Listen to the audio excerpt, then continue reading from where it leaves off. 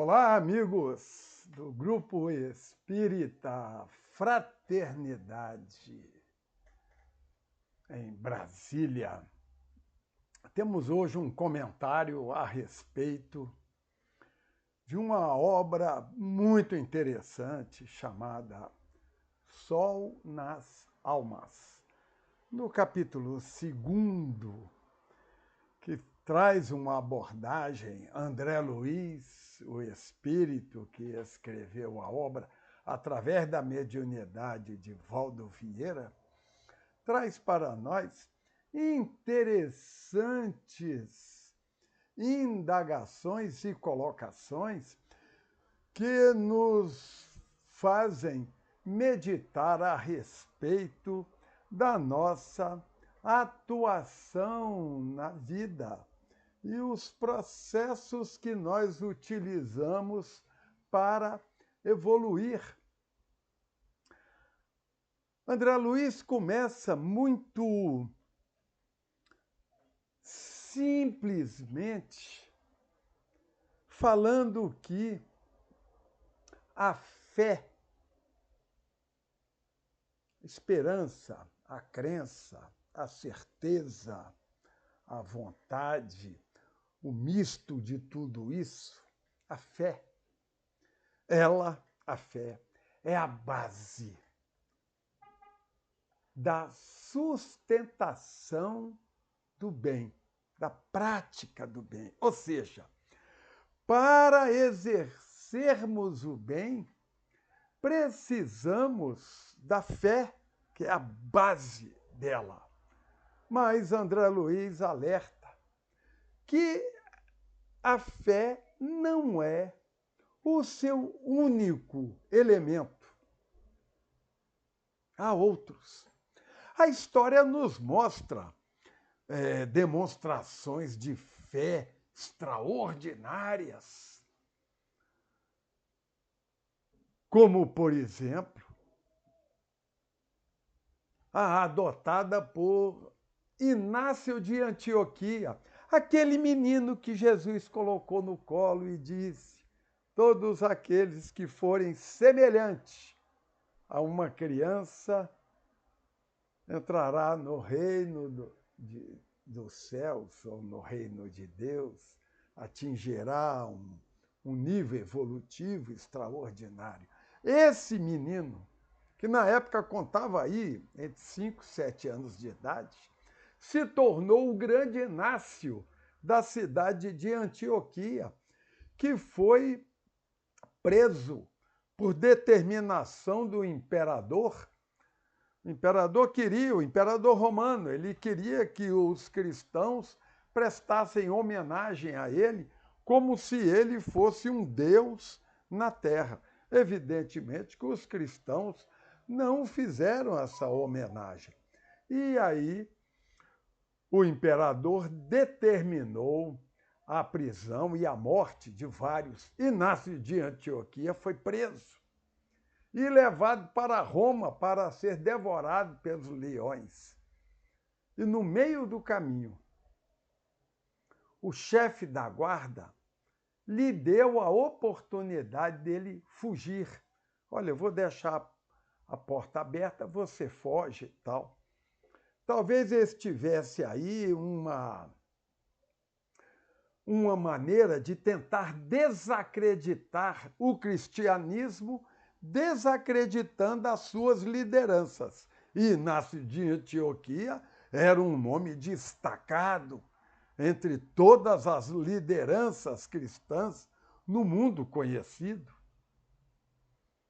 E Inácio de Antioquia, com base na fé, ele retrucou ao chefe da segurança, que lhe ofereceu fugir, disse: não me venha com caridade fora da hora. Eu sou trigo de Deus, pronto para ser devorado pelos leões, a fim de comprovar a minha fé, a coragem da fé. Olha que beleza!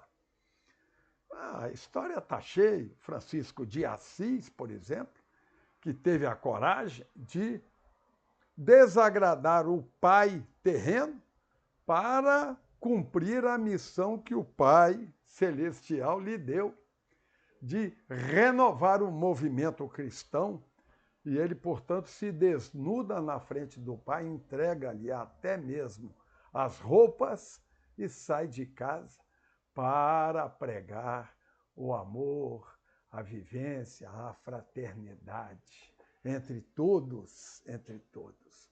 Então, a gente vê que a coragem tem como base a fé na prática do bem. Mas André Luiz diz que é a base, mas não é tudo. Não é o único elemento. A fé não é o único elemento. E ele elenca um outro. A esperança também é a base da prática do bem. Isso acontece a cada vez que a gente reencarna. Há uma esperança do plano espiritual superior para que nós nos renovemos. Há uma esperança em que aguarda a nossa ação. Mas também a esperança não é o único elemento. E aí André Luiz diz, eu vou aqui falar sobre a coragem. Olha que interessante. A coragem como base da prática do bem. E ele diz que para fazer o bem é preciso não só a fé, não só a esperança, mas também a coragem. A coragem. E aí André Luiz mostra para nós como é que nós temos praticado a coragem. Como é que entendemos coragem? E ele elenca uma série de situações em que a gente pode se reconhecer em quase todas elas. Por exemplo, entendemos coragem quando usamos a violência, a força, na guerra, ou na guerra entre países, ou na guerra entre famílias, entre cidades, entre pessoas e até mesmo entre religiosos. Eu tive a coragem de desmontar o fulano de tal.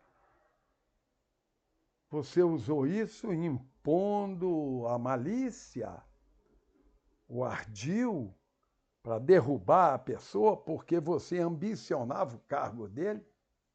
Esse é o tipo de coragem. Não, tenha coragem, vai lá e faça, né, valer o seu princípio, a sua força e tal, e a pessoa vai. E o André Luiz diz, todos nós sabemos, até mesmo a religião. Houve um tempo em que todo mundo era obrigado a ser cristão. Eu não vou dizer católico, cristão, de uma maneira geral, porque a Igreja Católica era a única representante cristã. Era obrigado, você era obrigado a ir à missa. Ai de você se não fosse. Você seria preso, torturado, levado à Inquisição, às guerras religiosas, às cruzadas. Vamos invadir e impor pela força que o nosso Deus é melhor do que o deles. É assim que a humanidade nos relata André Luiz, neste texto muito conciso, mas de uma importância extraordinária, o capítulo 2 do livro Sol nas Almas.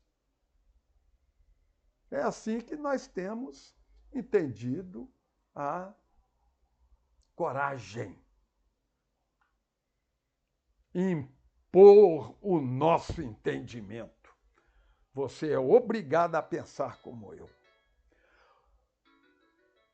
Hoje nós estamos vivendo no mundo, uma guerra.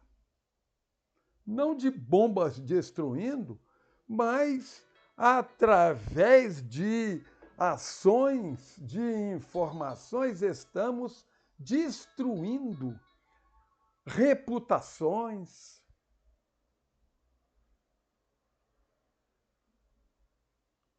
E chamamos isso de coragem. Eu tenho um amigo que diz que, olha, ser corintiano no meio da torcida do Corinthians é fácil. É só seguir todo mundo.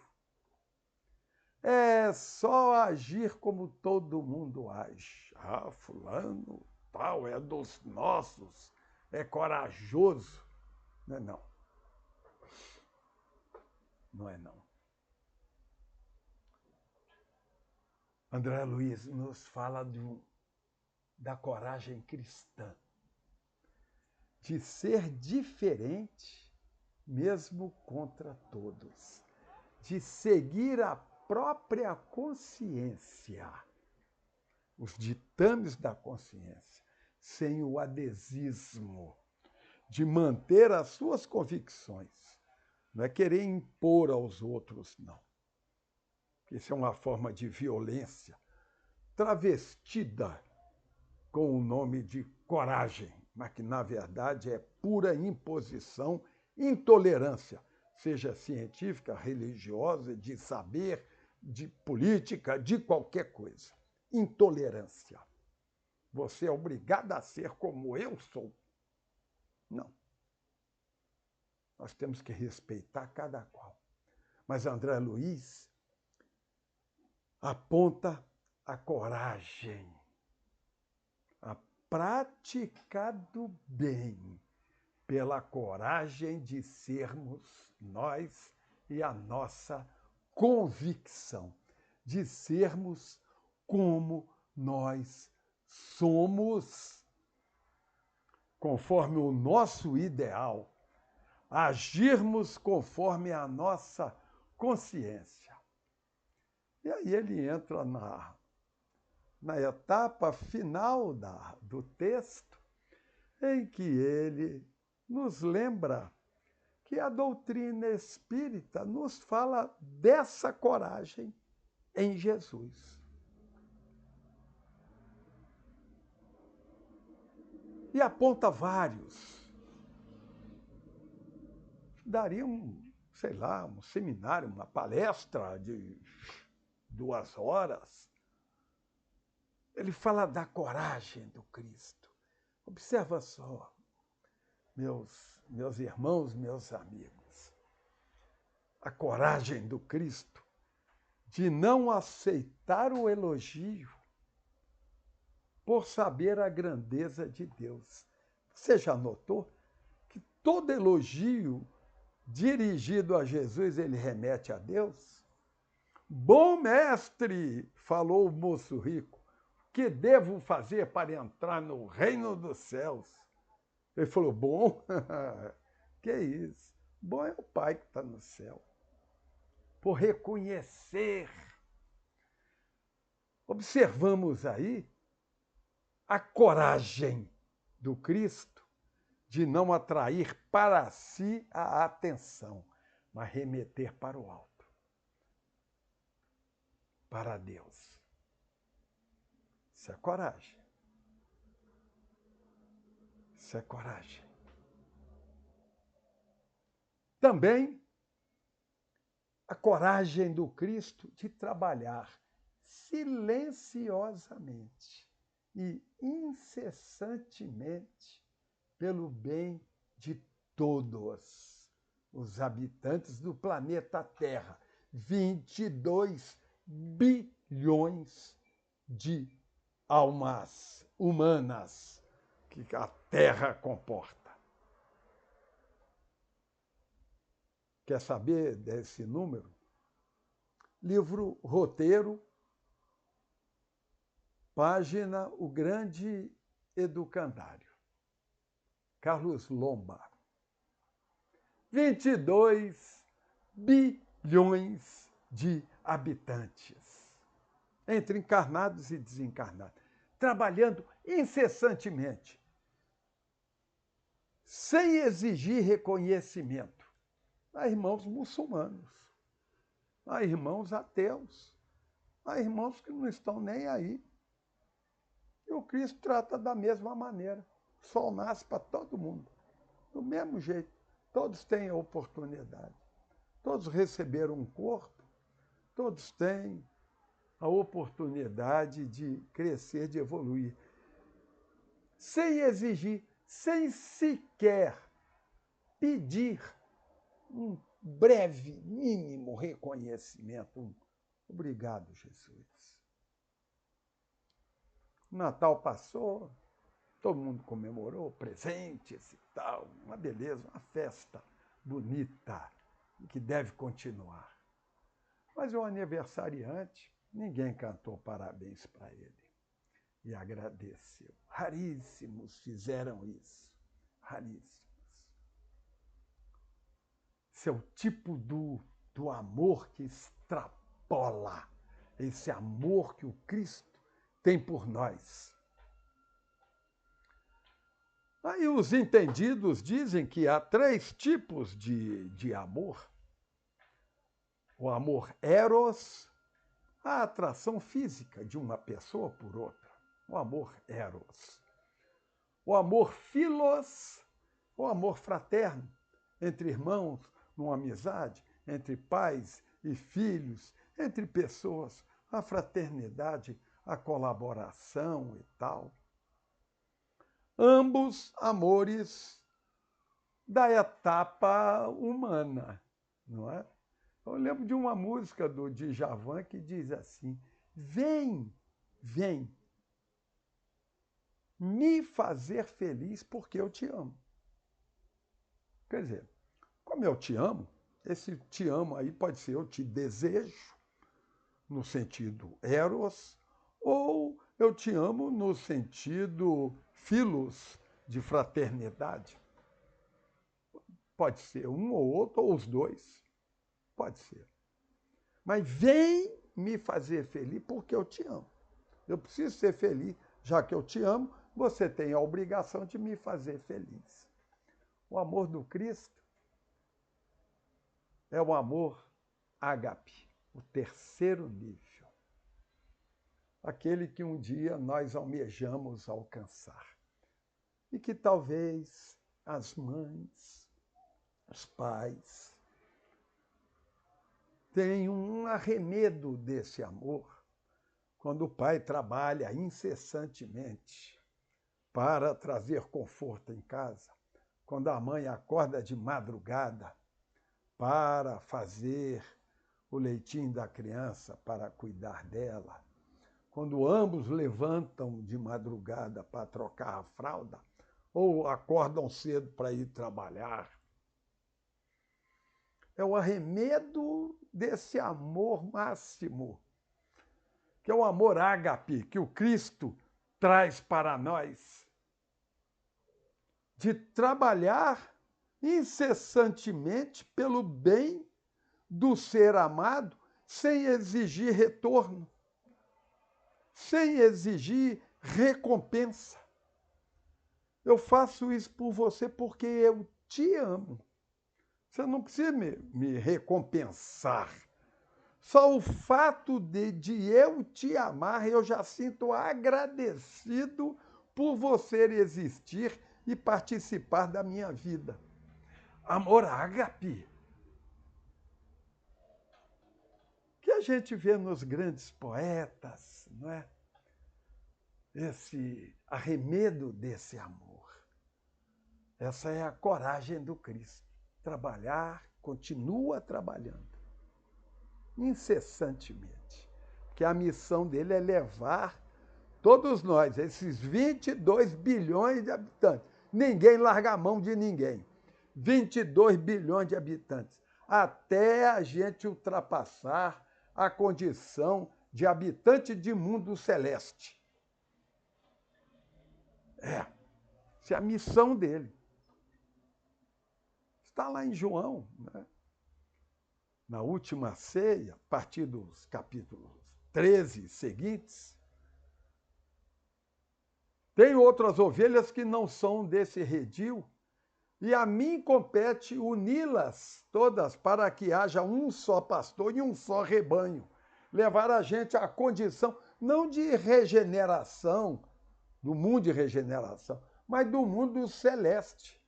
Quando a gente não precisar mais, após passar por ele, de não necessitar mais reencarnar. Isso é a missão do Cristo. E ele faz isso sem exigir a recompensa, a coragem do operário que ganha pouco, trabalha muito e leva o feijãozinho, o arroz e a carne seca para o filho comer. Amor, amor. Arremedo desse amor ágape que o Cristo tem. Mas o Cristo tem outros tipos de coragem. Por exemplo, a da solidão na cruz. Não dedurou ninguém. Ele também e tal. Para tentar diminuir a culpa. Não. Sozinho. A coragem de calar diante de Pilatos. Falar para quê? Ele observou, ia gastar a palavra à toa. Quando Pilatos pergunta para ele o que é verdade. Ficou calado. Não tenho. Um espírito crístico com um espírito eminentemente humano. Luta por cargos e tal, estava ali pendurado, o imperador tinha mudado, tinha entrado outro, ele estava numa situação difícil politicamente, podia ser exonerado, agarrado no cargo. O amor dele é o amor ao cargo de Pilatos. E ele pergunta para o Cristo o que é a verdade. O Cristo nem sorriu ironicamente, que isso seria uma falta de caridade. O Cristo guardou silêncio. Deitar falação para quê? Saber falar no momento certo e adequadamente a mensagem que a pessoa precisa ouvir. Lá em Mateus capítulo 22, o doutor da lei pergunta para Jesus qual é o maior mandamento. E Jesus elenca para ele. Amar a Deus sobre todas as coisas e ao próximo como a ti mesmo. Não foi além. Disse o que estava na lei. Sim, no Antigo Testamento, há os 2 mandamentos. Amar a Deus sobre todas as coisas e amar ao próximo como a ti mesmo. Pertencem ao conhecimento daquele doutor da lei. Jesus não fala além, fala o necessário. Cala quando é preciso calar, fala o necessário. Para que a pessoa consiga entender. Para os discípulos, Jesus já apresenta uma outra proposta. Amai-vos como eu vos amei, um novo mandamento vos dou. Porque os discípulos tinham maior condição de entender. Cristo não exige, ele dá para nós na medida em que nós compreendemos. Olha que coisa linda isso. Esse amor, a coragem de limitar a informação ao conhecimento da pessoa com quem dialoga. Professores, mestres, pais, educadores. Falar aquilo que o outro tem condição. Não adianta vir acima. Não adianta vir abaixo. Coragem de calar, de falar na hora e o exato que precisa falar. Enfim, meus irmãos, a página termina assim: a coragem de sermos bons e simples, ainda que nós saibamos, complementamos nós, ainda que nós saibamos que podemos dominar a todos, a coragem de ser bom e simples, sem a exaltação de si mesmo, respeitando profundamente a coragem do respeito ao próximo. Quando tivermos essa coragem, que o texto de André Luiz elenca para nós, quando tivermos essa coragem, aí sim dominaremos o maior inimigo que nós temos, que somos nós mesmos. Enquanto estamos lutando com o outro, tentando convencer o outro, tentando impor ideia ao outro, nós estamos apenas tentando exaltar a nossa vaidade, o nosso orgulho. Quando repetimos muita coisa, é porque não temos a certeza daquela coisa. A coragem de calar, de falar, de ser simples, mesmo sendo muito, sabendo que é muito, ser simples. Como Chico Xavier, a simplicidade em pessoa e querido por todos, por materialistas, por ateus, por irmãos de outras crenças, pelo bem, pela coragem, pelo rastro de luz que deixou para todos nós. E lembrando também de Valdo Pereira Franco, que aos 17, 18 anos de idade se propôs morrer pela causa do Cristo. E ele imaginava ser torturado, sofrer a ofensa e segurar. E Joana de Ângeles disse para ele: você quer ser o herói da história ou o herói do Cristo? Eu quero ser o herói do Cristo. Então morra todo dia. Na coragem de calar, na coragem de falar, na atitude, na simplicidade, na bondade. Outro texto bonito que deixa tanta mensagem boa para nós. Muita paz, amigos do Fraternidade. Que Jesus nos abençoe.